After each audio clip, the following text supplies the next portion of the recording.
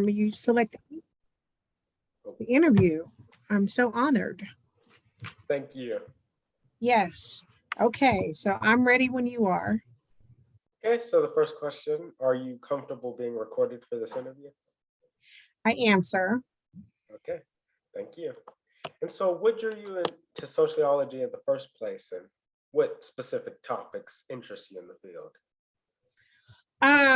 My main interest would probably be, I should say, social problems or minority studies. And the reason that I selected both of those is because social problems, we always have problems in our society. And so I really like looking at the root and the history of the problems. And I think that if we look at the roots and the history of the problems, instead of just addressing the issues, that we would basically be able to understand exactly why we are dealing with a lot of things that we're dealing with right now. Minority studies, I simply love that too, because society is made up of different people, and minority studies allows us to dig into the roots and the history of people. And when I say minorities, I mean people of color and also women. It allows us to again to look into all of that as well. Okay, thank you. You're welcome. And do you use fashion to express yourself? Okay, at first, Mr. White, I became very offended by it because I'm like, are they targeting me personally when they ask me this question? So I was like, what are they talking about me personally? But what is your topic? Because I noticed there's a lot of questions pertaining to peer pressure, your appearance. Exactly what are you and your group studying? Okay, so we're studying the way that society and influences of peers change the way people think about their personal style and Okay. things they choose to buy and stuff like that. Okay. Because I was like, are you talking about me personally in this or what? No. Okay. So, do you use fashion as a way to express yourself? I do not. And people who know me, people who don't know me probably think that I do, but I don't, because I was, even as a child, my mother was very fashion conscious of me. And so I've been in pearls since I was 3 years old. And so I have been, I was like her Barbie doll that she dressed up all the time.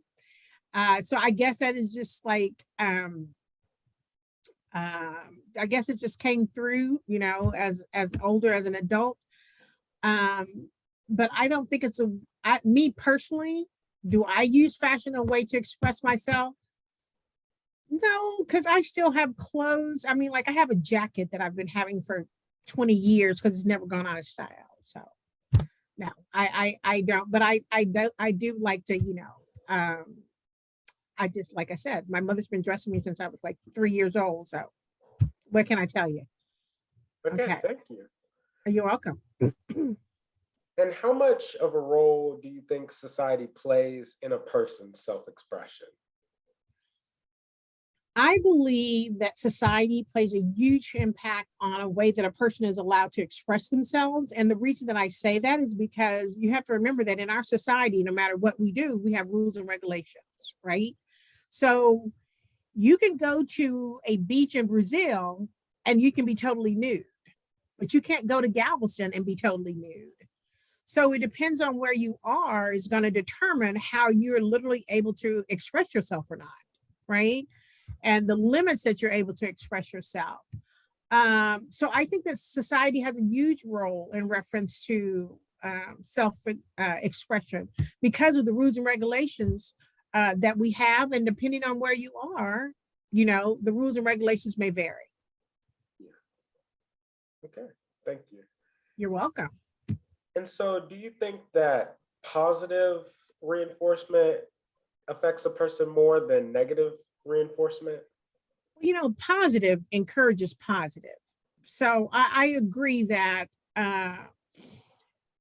a positive remark will influence a person better than a negative remark, because we thrive as a human being. You want to be acknowledged and you want to be accepted. So those are positive qualities. So when someone says you look nice today, you're going to probably continue to dress in that type of, but if somebody said, oh God, look at your hair, it's a mess, you're going to like, oh, should I wear this hairstyle again? But if somebody said, oh my God, your hair is amazing, you're going to probably say, oh, hey, I'm going to wear this often. Okay. I remember one time at the beginning of the year, somebody commented on my shoes and said that they liked them. I just still think about that to this day. See, yeah. See, that's a positive impact. Totally a positive impact. Yeah. Totally positive impact. And do you believe that clothing is a reliable indicator of someone's wealth?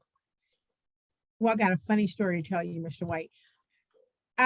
You judge a book by its cover. So when someone doesn't know someone, so they automatically just judge them by what they see, so whether it's a reliable indicator, no,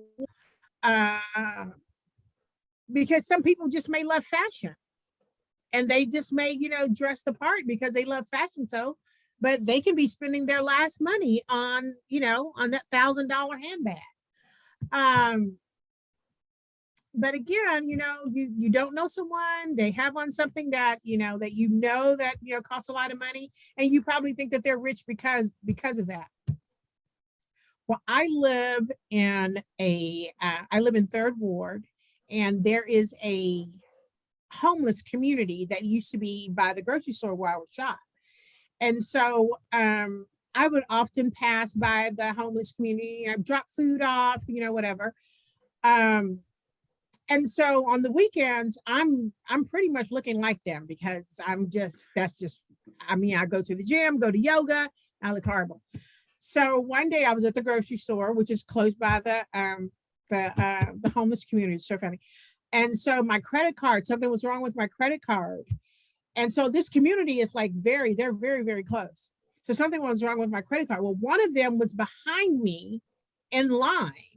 And so the store says, the cashier says, oh, your credit card is going through. I'm like, no, my credit card is fine. And they're like, no, something's wrong. I'm like, call the manager. I'm like, no, my credit card's fine. So it was like I said, one or two of them was behind me in the line, and they were like, oh, we got to help her out. She needs some money. Because they've seen me before dropping stuff out. She needs some money. We got to help her out. And I'm going, no, guys, I'm good. Oh, no. We have to help our people out. We stick together. I am like, no, please do not try to get your money together to give me $10 to pay for this. I'm like, don't do that. I'm like, no, do that. Oh my God. We went on for like 15 minutes. I was like, okay, I'm not getting it. And I'm like walking out. But I am like peeing in my pants laughing. And my mother is like, well, that's what you get for walking out the house looking any kind of way. Now they think you're homeless. And I said, well, it is what it is. What can I tell you? So anyway, that's my story for you today in reference to, is clothing a reliable indicator of somebody's wealth? That's my story for you. Thank you. It was a good story. That's a good story. All right. So what's your next question? Do you believe that society and like fashion trends influence people to spend more money than they can afford on clothing? Sure, I do. Because again, your first impression is your lasting impression. And if a person doesn't know you, they're going to judge you by how you look. So like, just say if you're going on a job interview, you don't have a coat or a tie, or you don't have the right dress or whatever. When we had face-to-face interviews, you're going to go probably try to spend a lot of money in order for you to go and look appropriately for the part that you're playing. So I do believe that society pressures people to spend more money on clothing to basically dress the part. Because remember, again, in society is like a theater. So where no matter where your stage is, you're going to play that part. So your stage can be school, you can wear whatever you want to. Then you go to work, you have to wear a uniform, you have to, play your part for that. And then maybe you're going to a formal, maybe you're going to your prom, or maybe you're going to a dinner. You have to dress the part to play that. So I do believe that society pressures people to spend more money because they have to play a role, because we all change roles in reference to what we're playing. So they do. I do believe that. Yes. Okay, thank you. You're welcome. And do you often use clothes as a way to judge someone's personality? Again, it's going to depend on the setting or where you are. So if I'm going to the opera, I do not expect to see someone in jeans and tennis shoes at an opera. I'm literally going to say, what's wrong with that person? So, if you're at, but like if you're at a basketball game, I'm not going to expect to see somebody in a tuxedo. So again, it just depends on where you are. It's going to determine, basically how someone else is going to judge a person's personality from that. Okay. And so I think that ties into number 12, which would be, do you see breaking those societal norms or those roles in place of clothing as something that could be fulfilling for some and indicative of their personality? Or you said, or I see where it says, and also 12, it says, do you find breaking societal norms as fulfilling or anxiety? I see them both, because that's a lot of pressure every day, trying to wake up, trying to say, what am I going to put on? Are they going to like this? Is somebody going to say something? I mean, trying to continue to please everybody and reference it. That's a lot of pressure. And if you are comfortable with yourself, I can see it being very fulfilling for you. If you're very comfortable with yourself, that when you look in the mirror and you're like, God, I look great. If you're very comfortable with yourself, you're like, hey, I look good today. Let's go. But then you look in the mirror and you're like, oh my God, how's my hair? Is my shoes okay? Am I matching? That's anxiety. I definitely agree. For a while, I was rocking the fro. And so I twisted my hair over spring break. And so when I came back to school, it's like everybody had an opinion. And then I took out my twist. And it was like every day I was like, oh, does my hair look good? Does I look presentable? It can definitely be anxiety inducing. It is. It's anxiety. It totally is. It totally is. Yeah. Yeah, it totally is. So I'm with you in reference to the whole, it's like, okay, do I go, like, I was doing the afro and it was like, okay, well, don't know if I'm going to do how much longer. Then my stylist said, we're going to go straight. And then I was like, oh man, I don't know if I'm going to go straight or not. So then I go straight and I'm like, man, I need my big hair. I got to have my big hair. I got to have my fro. I'm like, I'm not digging the straight stuff. Yeah, I got to have my fro. All right. What's our next question? Okay. Do you think age affects how susceptible someone is to outside influences on their personality? Oh, for sure. For sure. Peer pressure starts very young. You want to be accepted by your friends. We tend to listen to our friends at a younger age than we do our parents. I know I did. I wasn't heavily influenced by my friends, but it'd be some things that my friends did. And I'm like, okay, if I do this, I know I'm going to get in trouble with my mom. So I'm like weighing the odds. I'm like, okay, do I want to get in trouble with my mom, or do I want to be friends, or do I want to be friends with the cool kids, trouble with my mom.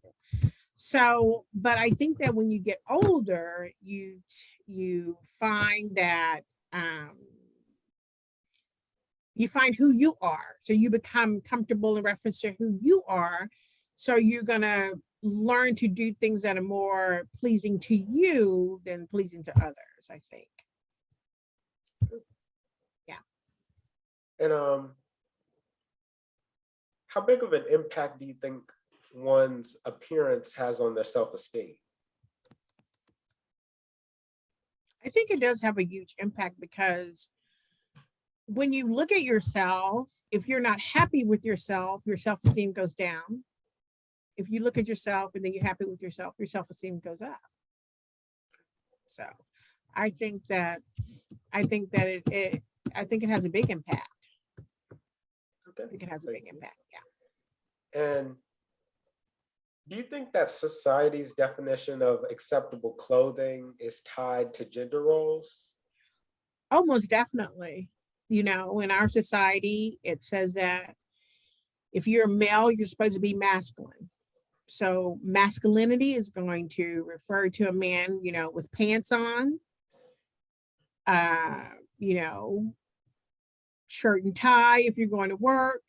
Um, and again, it's going to be very cultural because, you know, um, in some countries, men are, you know, in some African countries, some men are allowed to, they're the pretty ones. They're the one that's adorned with the jewelry. And even though they're very masculine, but it has nothing to do with, you know, feminine has nothing to do with that. That is just the role of the male in that African culture, that he is the king. So he should be, he's the one that's crowned with the jewels.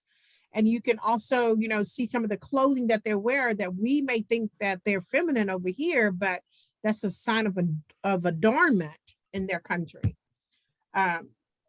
Scotland, you know, the men have the quilts. That's a skirt. So women, a sign of their gender role is being feminine.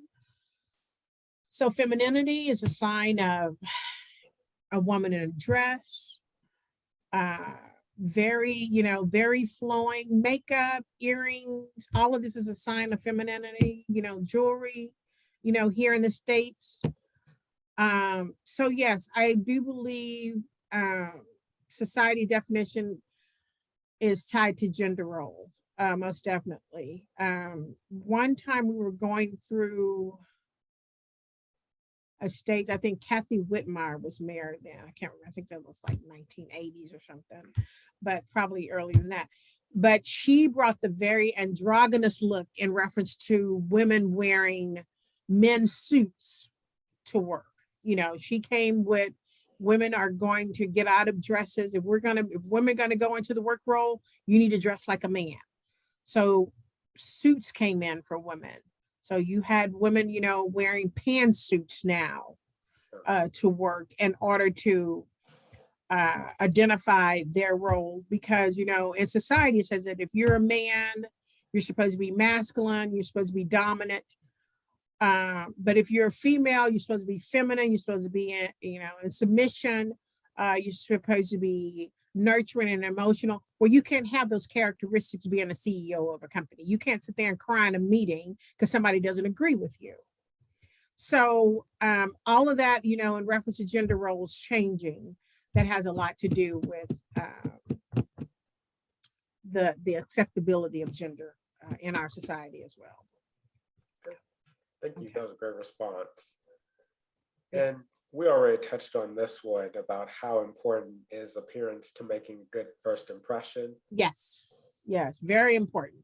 I want to, yeah, again, you don't know someone, and if you're trying to impress them, especially for a job interview, first date, all these things are very important. If that instant, if what's going on is important to you, I think that your first impression should be, you know, should be a great one if it's important to you. If it's not important to you, yeah,